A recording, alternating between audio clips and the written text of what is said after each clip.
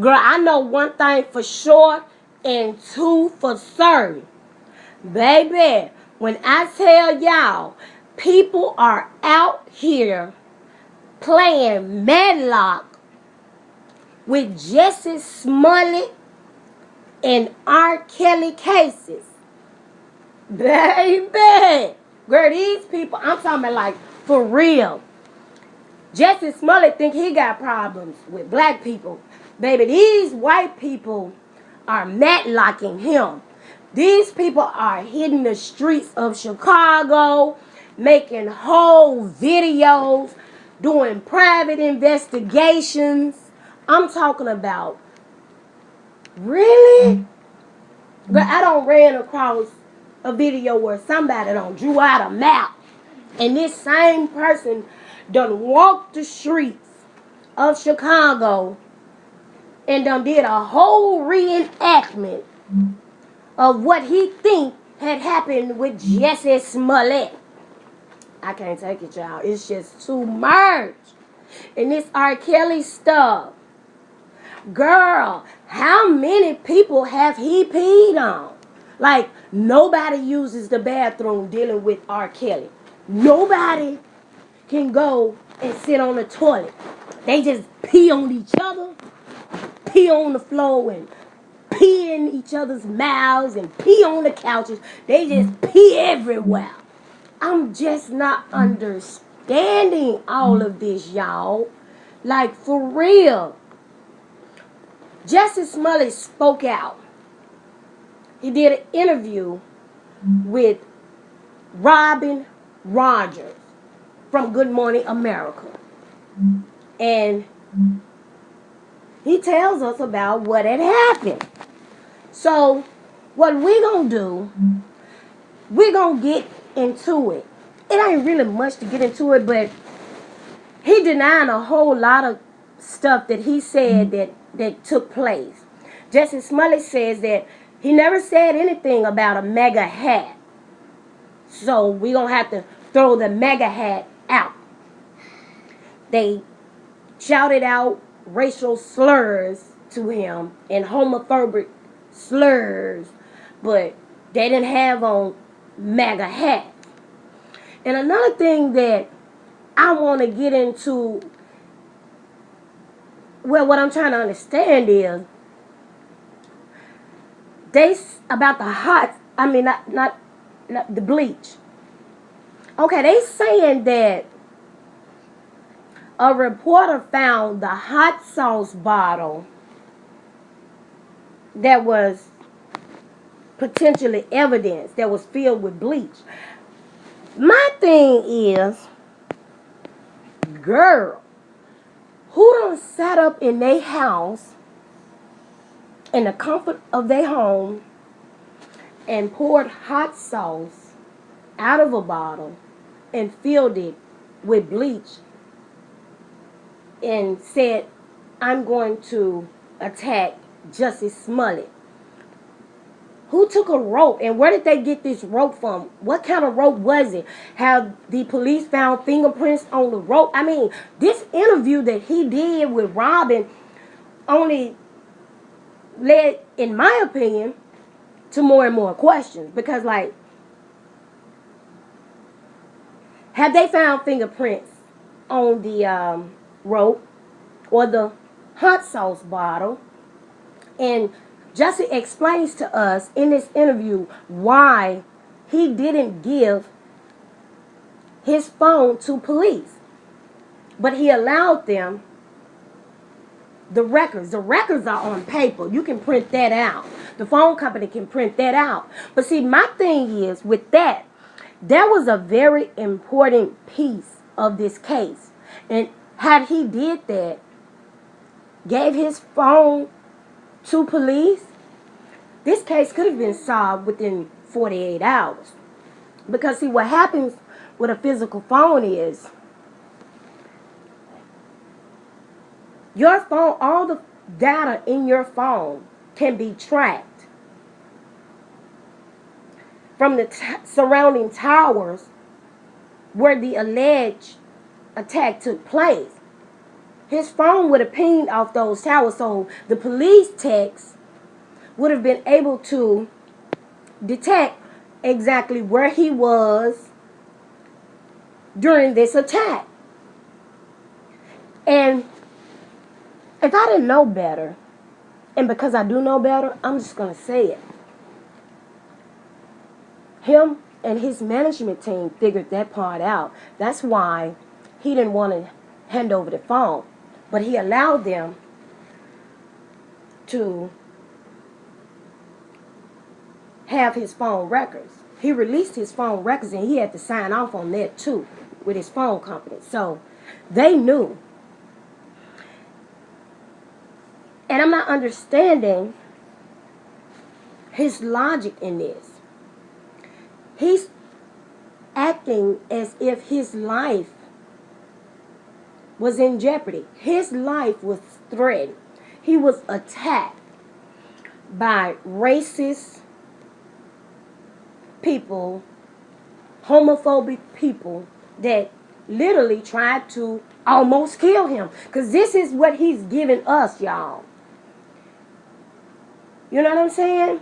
But you don't want to give up your physical phone, something that can help find these people who did this to you. Something that could easily break this case. You don't want to do that because, according to Jesse, his private pictures, videos, phone numbers, emails, text messages of his friends, co-worker, and partner are more important than his life. That's more important than finding these people that alleged did this to him. You can't make that make sense to me. I mean, I don't know. Y'all might be different. Leave it in the comments. Let's talk about it. And this R. Kelly thing. Let's get into that. What I want to know is this attorney named Michael Avenatti or Avenatti, however you pronounce it. Not sure, but we'll get into it. We're going to listen to that interview as well. I mean, those reports. He has turned over a VHS tape of R. Kelly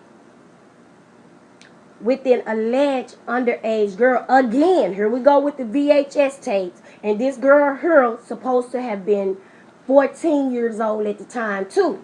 Now, we've already did all this with R. Kelly. And this is according to the attorney that had this VHS tape for 10 months now. Before turning it over, he had it for 10 months. According to him, it's enough to finally put R. Kelly in jail. But what I want to know is, where did he get this tape from? And the girl that's in the tape, unlike Rashana Landfair, is she willing to testify? Is her parents willing to testify? Where were her parents when she was so-called being sexually assaulted at 14 years old by R. Kelly? Why was she around R. Kelly? Where did she meet R. Kelly? I mean, these are the questions that's going in my mind. Because I'm not understanding how we've already been through this and now we back again, decade later. Well, it's been more than a decade. What else I want to know is, why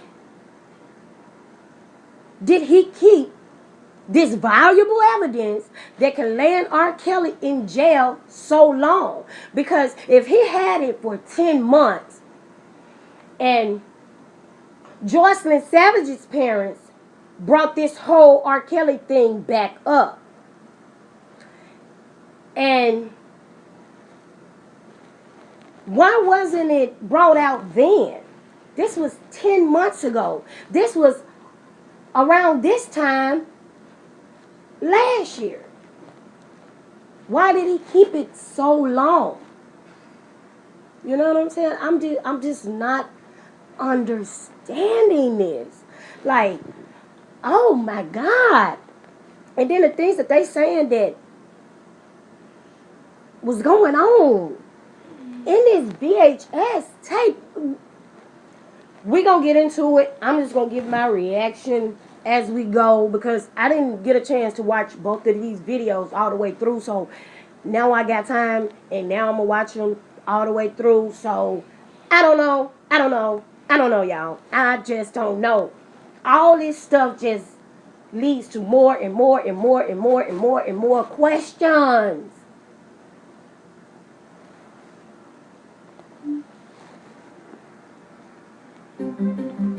The only network to win in all 4 major awards. Here we go. Choose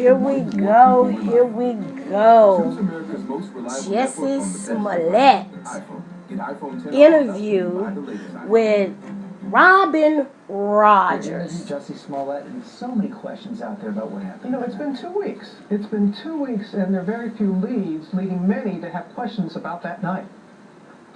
Why did you hesitate to call the police? There's a level of pride there. We live in a society where, as a gay man, you I consider want somehow. to. Where can I I'm not find weak. the full interview? I'm not weak, and we are as a people are not weak. So during that time before they came to Roberts in New York, musician and actor Jussie Smollett sat down with me for his first interview since that night in Chicago. Smollett told me how he's doing now and responds to those who doubt his account. I'm pissed off. What is it that has you so angry? Is it the attackers? It's the attackers, but it's also the attacks. It's like, you know, at first it was a thing of like, listen, if I tell the truth, then that's it, because it's the truth. Mm-hmm. Then it became a thing of like, oh, how can you doubt that? Like, how do you not believe that? It's the truth. And then it became a thing of like, oh, it's not necessarily that you don't believe that this is the truth. You don't even want to see the truth. What happened that night, Jussie? When I landed in Chicago, and Frank Gatson, who's like my uncle, and he's also my creative director, and he picked me up. And then we got back to the apartment. There was no food.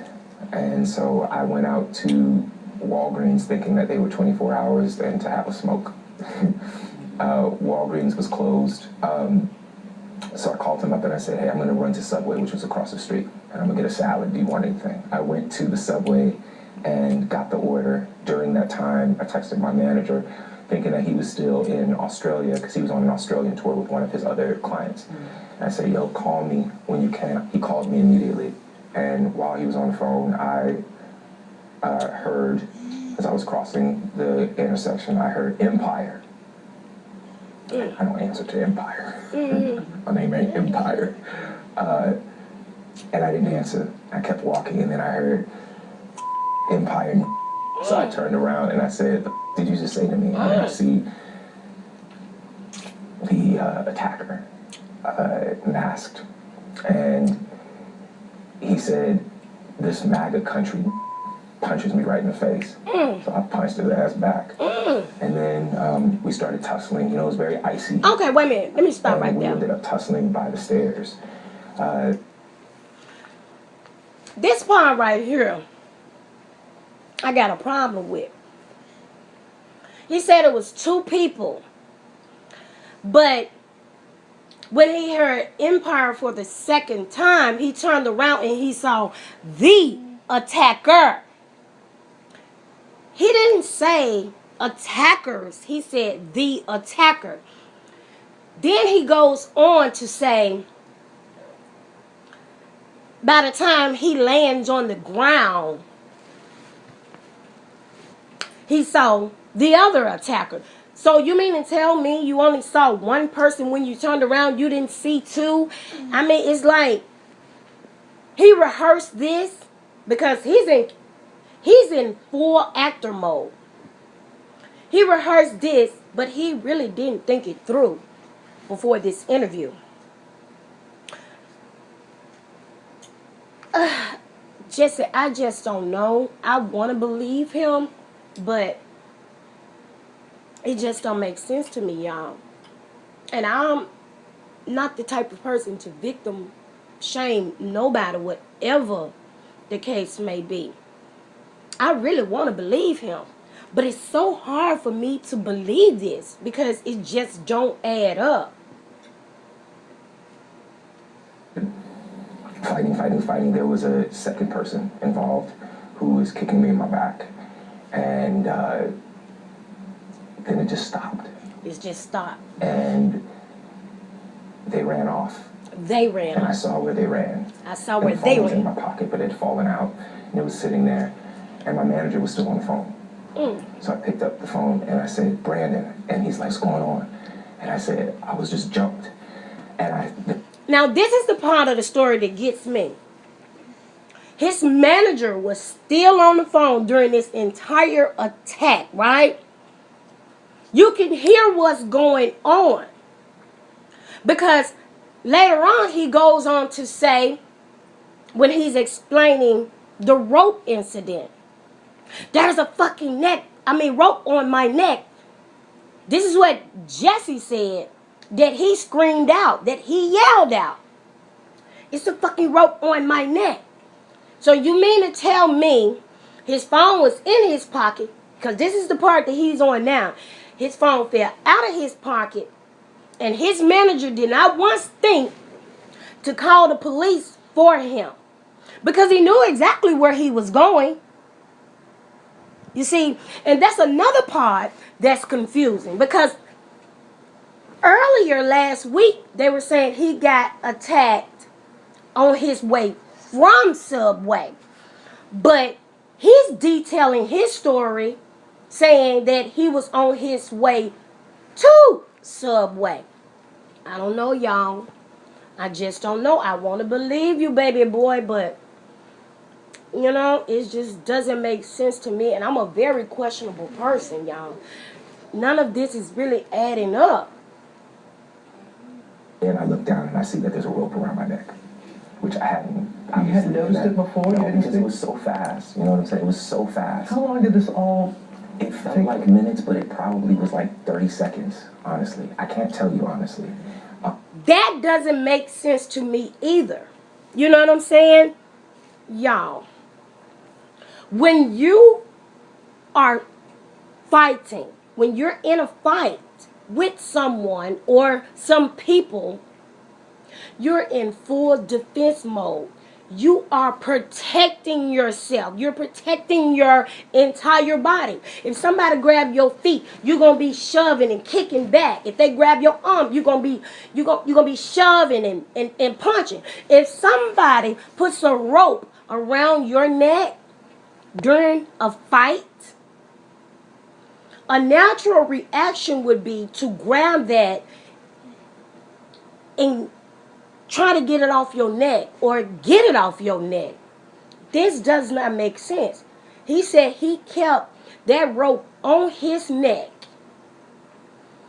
from the time he got up from the fight to the time he walked back into his building and called police.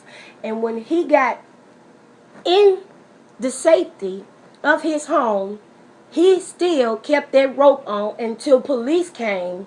And it took them 30 minutes to get there. Lord, please make it make sense. I noticed the rope around my neck and I started screaming.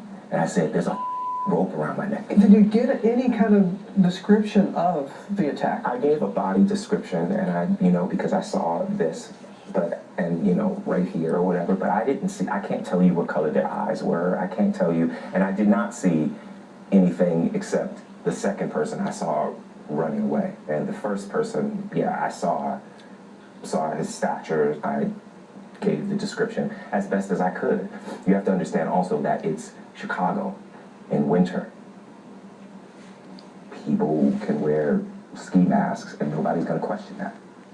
The police have gone through a lot of video and they were able to capture an image of two people of interest.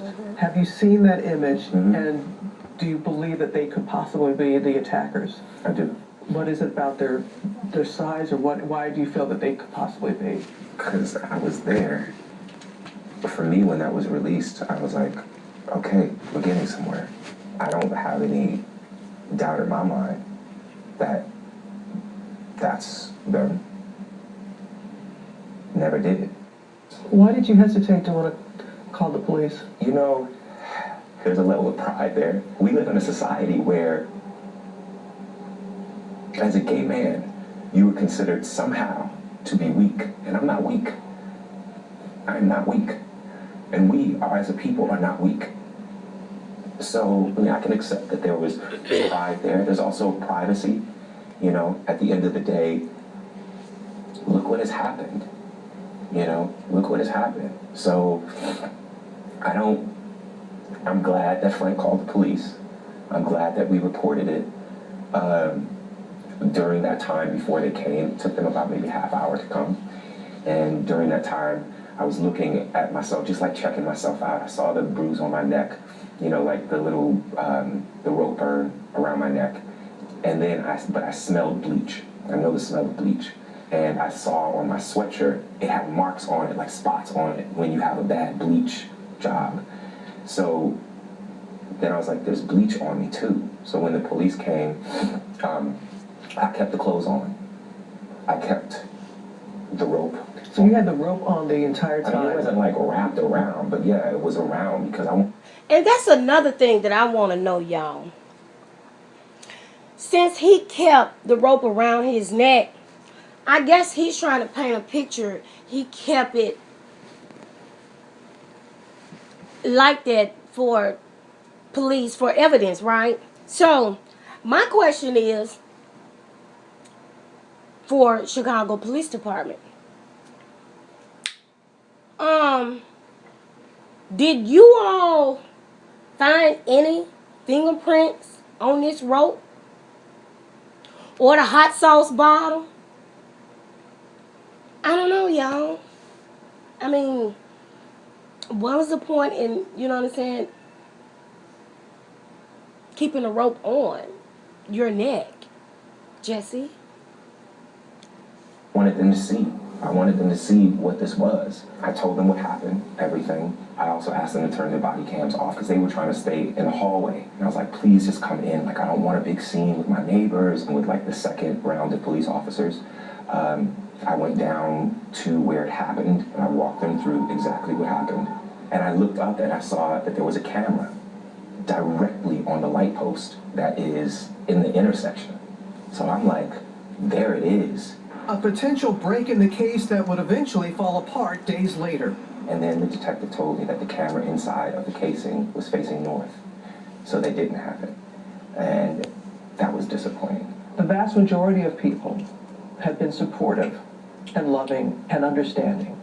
And then as time has gone on and that there's no, it's 2 o'clock in the morning, you're going to Subway, Sub-Zero. Subway is open 24 hours. Like, people kill me when they say things like that because it's like Subway is open 24 hours for a reason. So that when you're hungry at night and you ain't got no food, you go to Subway. Okay, he got The mad. camera facing north. How is that my issue? It feels like if I had said it was a Muslim or a Mexican or someone black, I feel like the doubters would have supported me a lot much more. What? A lot more.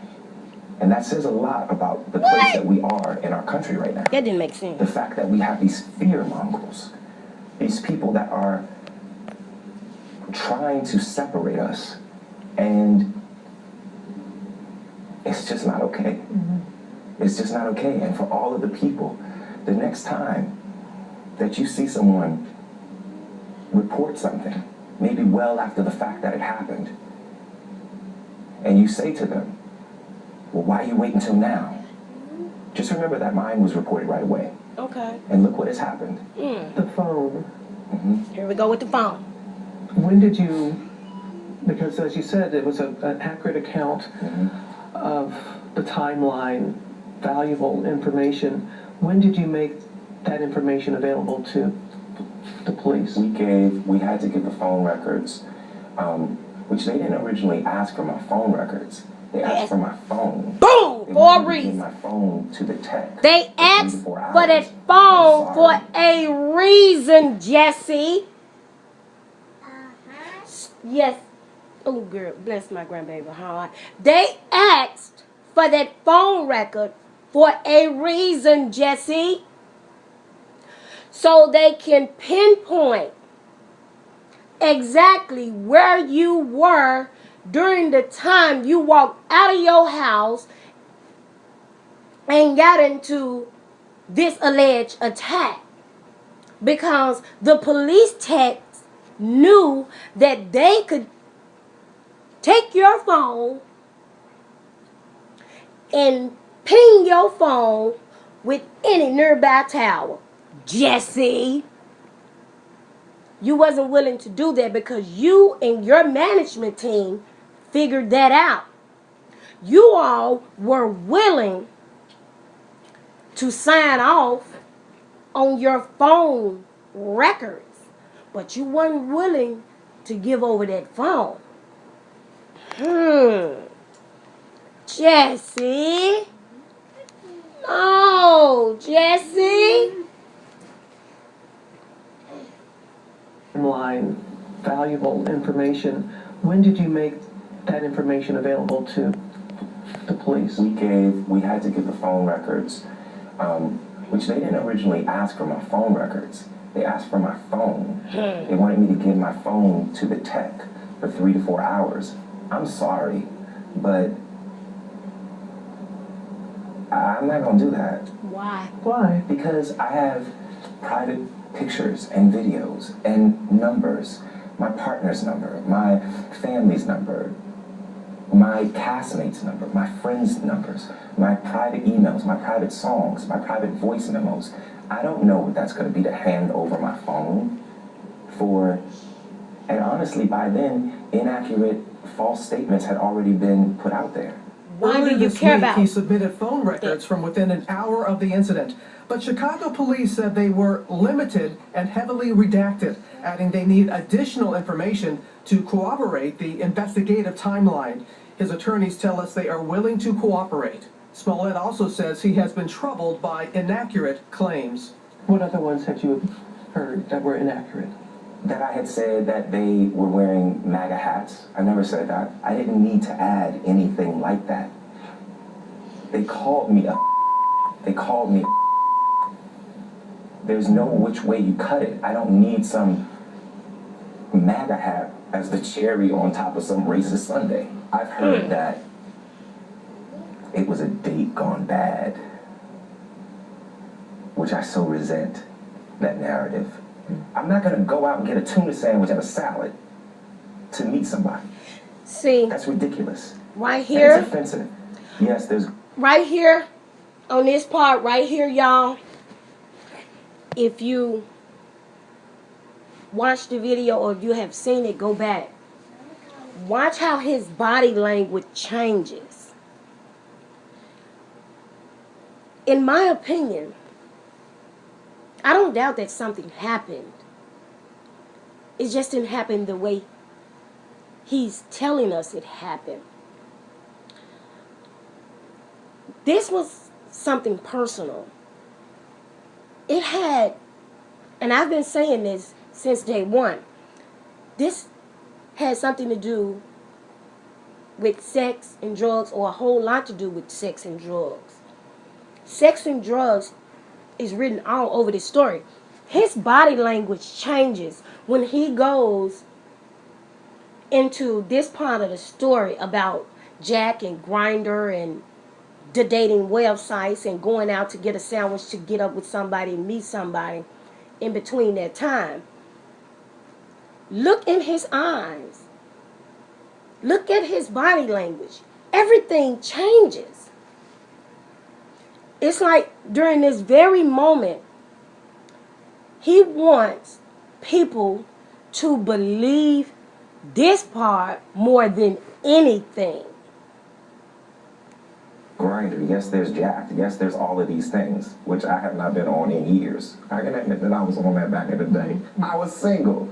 And then You he know got what I'm back saying? happy. But Then he I got haven't back been on that mad. in years. But aside from that, it's offensive. Now he agitated. And I absolutely resent that narrative. Because it's bull. It's bull. And it's unfair. It's unfair to the investigation. It's unfair to, I hate this word, but it's unfair to the victim. What were your injuries? What were They did x-rays. I didn't have, it was reported that I had like fractured ribs or cracked ribs or something like that. All right, Jesse, let me tell I you. was just in a lot of pain. If he had some cracked rib, now that part I didn't believe when people had came out with that part of the story. I didn't believe that at all. Because if his ribs were broken, he wouldn't have been released. He wouldn't have been able to walk. He would have had to go through surgery. So he would have been admitted into the hospital. I didn't believe that part at all. You know, my clavicle was messed up. My rib was bruised, but nothing was cracked. Like, I walked into the hospital. I walked out of the hospital. Why do you think you were targeted? I can just assume, I mean, I come really, really hard against 45. I come really, really hard against his administration. And I don't hold my tongue. I want to ask you about Jesse Smollett. I think that's horrible. It doesn't get worse, as far as I'm concerned. Were you aware that he made that statement? I saw it. I don't know what to say to that. You know? I appreciate him not brushing over it. And there is no doubt in your mind what motivated this attack. I could only go off of their words. I mean, who says empire, this MAGA country, ties a noose around your neck and pours bleach on you? And this is just a friendly fight. I will never be the man that this did not happen to. I am forever changed. And I don't subscribe to the idea that everything happens for a reason, but I do subscribe to the idea that we have the right and the responsibility to make something meaningful out of the things that happen to us, good and bad. What do you feel people need to hear the most from this story? I think that what people need to hear is just the truth. It's just the truth, because everybody has their own idea. Some are healing and some are hurtful. But I just want young people, young members of the LGBTQ community, young black children to know how strong that they are, to know the power that they hold in their little pinky. It's been 2 weeks since that night left actor Jesse Smollett bruised but not broken, and he's still processing the raw emotions. Have you ever been threatened before? Yeah. I get threatened all the time on Twitter and Instagram and DMs and things like that. It's like, but, you know, I'm a public figure. I'm very outspoken. Sometimes maybe too outspoken, but it's who I am. You know, so I get the idea of pissing people off, that you don't rub people the wrong way. In fact, a week before the attack, police confirm a letter was sent to the Fox studio in Chicago with threatening language and laced with powdery substance, likely Tylenol. Do you think there's a link between the letter Tylenol. and the attack? They didn't And you did check mention it it? to the police right away about the letter. Absolutely. Just because on the letter it had a stick figure hanging from a tree with a gun pointing towards it, with the words that said, "Smollett Jussie, you will die black." There was no address. The return address said in big red, like caps, MAGA. Did I make that up too? And despite lack of video surveillance footage, Smollett hopes to rewrite the narrative about that night, saying he fought back against his attackers and reported the incident after his creative director called 911. He's supposed to be well-known requesting a report, and so the news was placed over the front deck. I want that video found so badly because for probably 4 reasons. Number 1, I want them to find the people that did it. Number 2, I want them to stop being able to say alleged attack. Number 3, I want them to see that I fought back. And I want a little gay boy who And might watch that's this horrible. to see that I fought back. And it does not take anything away from people that are not able to do that. But I fought back. They ran off. I didn't. What do you say to a young gay man, a young gay person? To learn to fight. And I don't just mean like learn to fight. I mean learn to fight. Learn to be a fighter. I am not advocating violence at all. So let's be clear about that. If you're gonna fight until you do. Because if you don't fight, you have no chance. I have fought for love. I'm an advocate. I respect too much the people who I am now one of those people who have been attacked in any way. You do such a disservice when you lie about things like this. If the attackers are never found, how will you be able to heal?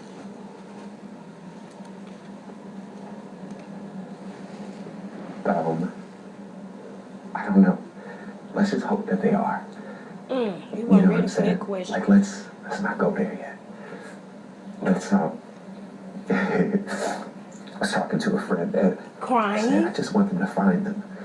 And she Real said, tears. Sweetie, they're not gonna find them. Damn, he's a It good just made actor. me so angry because so I'm just gonna be left here with this. Hold on, Jesse. Wait a minute, Jesse. Say what now? And she said, Sweetie, they're not gonna find them. It just made me so angry. Hold on, Jesse. Wait a minute. One more again. One more time. Say what now? People who have been attacked in any way. You do such a disservice when you lie about things like this. If the attackers are never found, how will you be able to heal?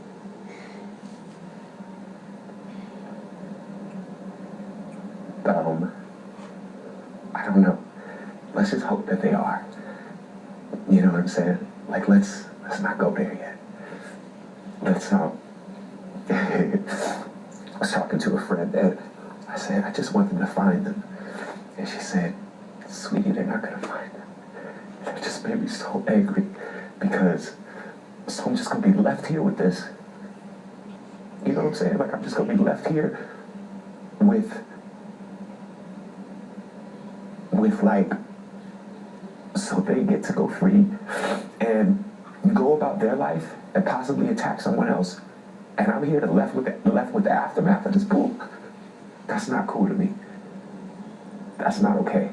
So I understand how difficult it will be to find them, but I still want to believe with everything that has happened that there's something called justice.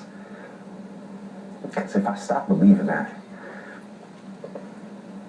then what's it all for?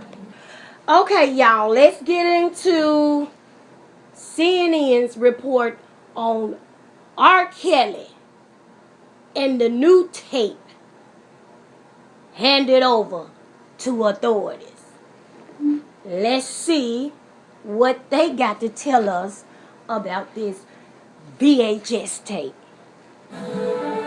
We are following breaking news about R&B singer R. Kelly. Attorney Michael Avenatti says he has a videotape allegedly showing Kelly engaging in graphic sex with an underage girl. Now, Avenatti claims this is a different VHS tape than the one used in another criminal case against the star in 2002.